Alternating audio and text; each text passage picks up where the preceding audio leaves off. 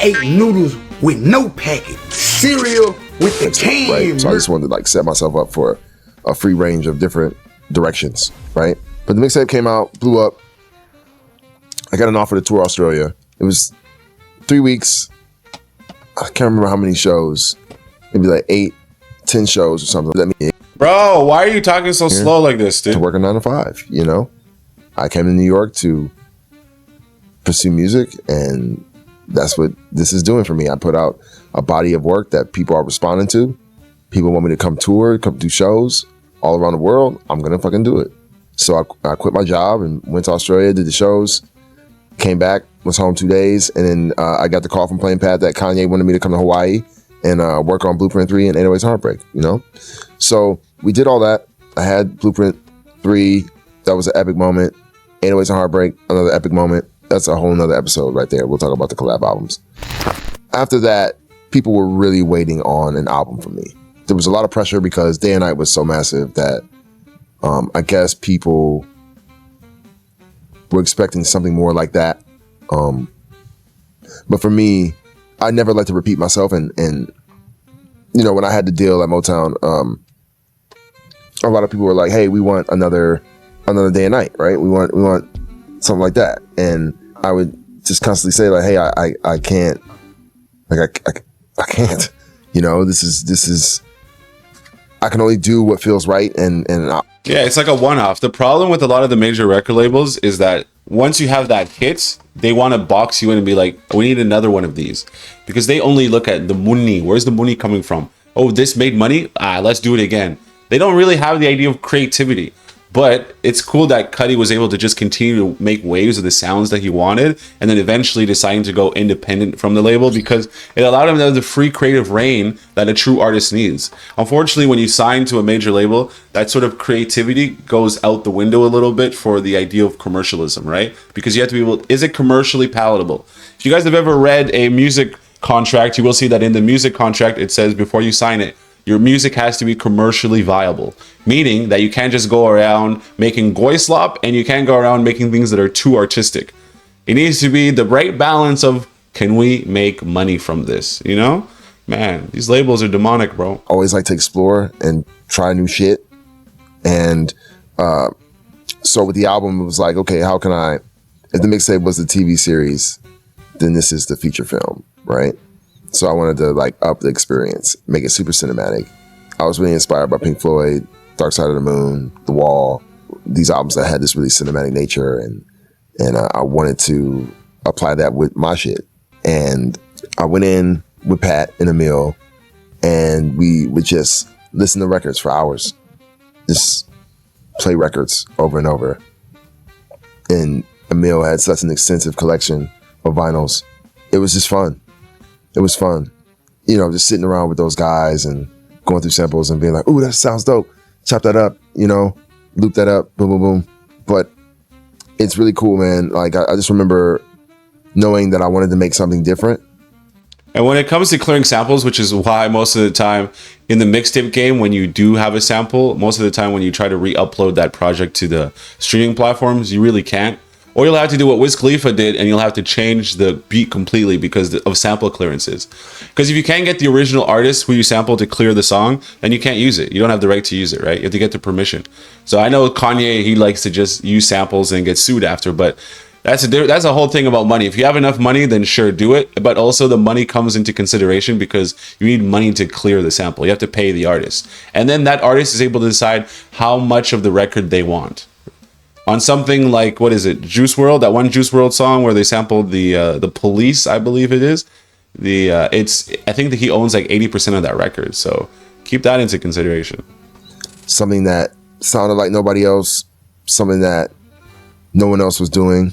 You know, we were really thoughtful with the decisions we made as far as like production and features and things like that. In My Dreams, the very first song, I was like, this is the first song on the album. It has to be like, I'm bringing people into the Cudi world for the first time, and we haven't left this whole time.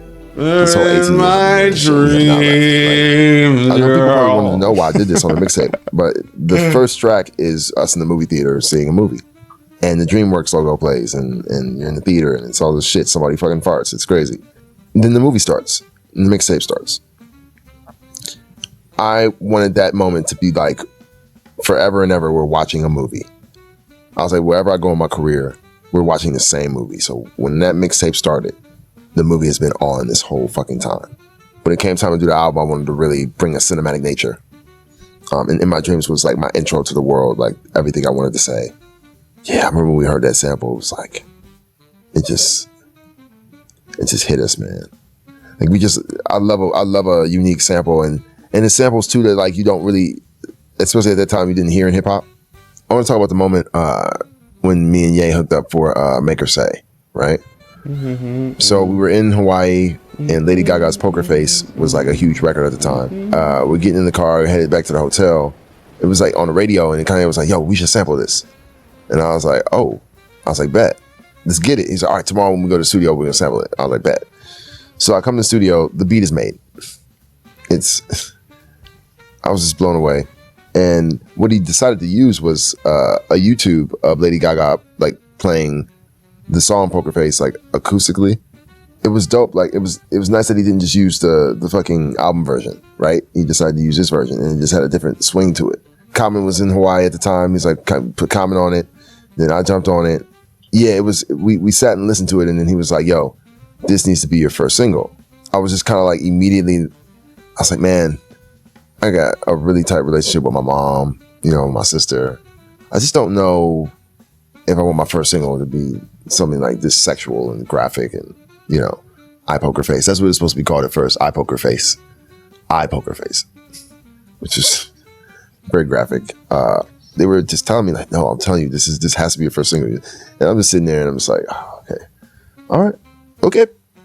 I remember like a couple of years later, Kanye, he texted me and he was like, you were right about Make Her Say, always follow your heart. And I was like, you son of a bitch. I was like, I fucking told you. Yeah, because a lot of time, and this is what you'll have to understand when it comes to major labels is I guess Kanye's not the major label, but he did sign him to Good Music, right? So he kind of has this like big brother authority to tell him like, yo, this is the song we should go with, to try to maximize the sort of like exposure and commercialism. But there's a thing you have to understand is as an artist, you yourself kind of know what it is that you want to like put out first, right? You have to be able to have that artistic sort of control. And like when I was signed to Sony Orchard, the reason why I left was because I had worked on my project and then I was ready to be like, okay, I'm turning the project in. These are the songs that I want to release first as singles. And then they were like, no, that's not it. We think you should go back and finish some of these records. We think this and this, these are the ones that we're thinking. And I was like, nah.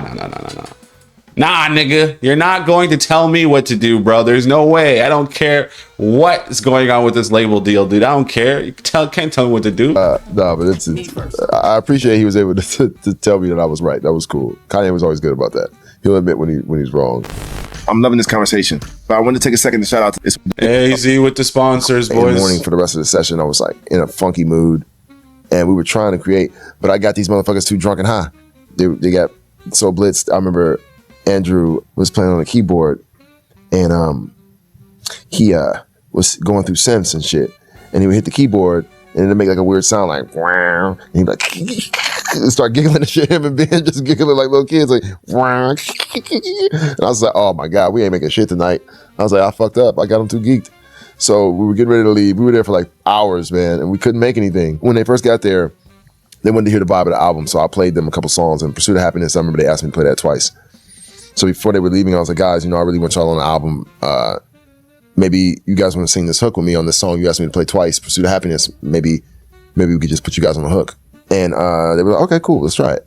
And they went in, laid it down, and that's how I got them on the album, just like that. It was almost, they were about to leave, it almost didn't happen. And I just said, but we got to figure this out because I need y'all on the album. And just quick thinking, I just decided to put them on that hook, and it worked. Yeah, that's how Pursuit of Happiness came about. Ratatat. And also too, when I got that beat, I got it from Evan Mast, one half of Ratatat. I remember it came fairly easy. There's certain records in my career that came fairly easy.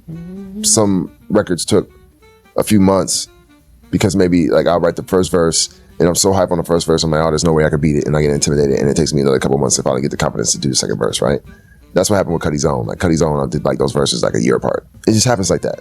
But I remember Pursuit of Happiness, that was a quick thing. And when I finished it, I was like, holy fuck, you know, like this is so trippy and so weird and so psychedelic, and you haven't heard anything like this before. Like, what have I created? You know, this is really special. And a lot of records felt like that on the album. You know, a lot of records felt like that. Cudi's Own felt like that. That's one of Emil's finest beats. Yeah, I just love Cudi's Own, man. Cudi's Own is just... Like, I just love it. It's so fucking good. I gotta start doing it at the shows. I think a lot of fans was asking about Cudi's Own. Yeah, I gotta get back into that. That's a banger of a record. It's a good thing I got this amazing mug to hold my water in. How many ads you guys gonna throw at us in this video, dude? How hard it is to make music that sounds different out of all music ever created. It's hard. Just think about that. The wizardry has been at peak levels since the very beginning. But you guys know this. I'm just, what is it, preaching to the choir? But Solo Dolo, I knew, like I was like, this is gonna be so dope. And I've done it at shows in recent years, and the crowd loves it. Because they don't expect it. They don't expect to hear Solo Dolo. It's just, it's a deep cut. Wasn't a single. It felt really creepy to me, and I just wanted to have this tone like, listen good, I don't have nobody. I wanted to like have like this really eerie tone to it. What character in the movie did Solo Dolo play? So Solo Dolo was me. This character who is experiencing. This is super dope. I like that Cudi was able to give us an insight into the kind of way that he was able to make this project, because if you really look at it, there wasn't really anybody doing any of these things that he was doing. He was the first person to usher in the sort of indie rock, alternative rock vibe into rap music, which most artists weren't doing at the time. So we have to be able to throw it up and give him his flowers. If you guys want, you can watch the rest of the video. And then, yeah, just let me know if there's other videos or podcasts you want me to react to, and just drop it in the comments, boys.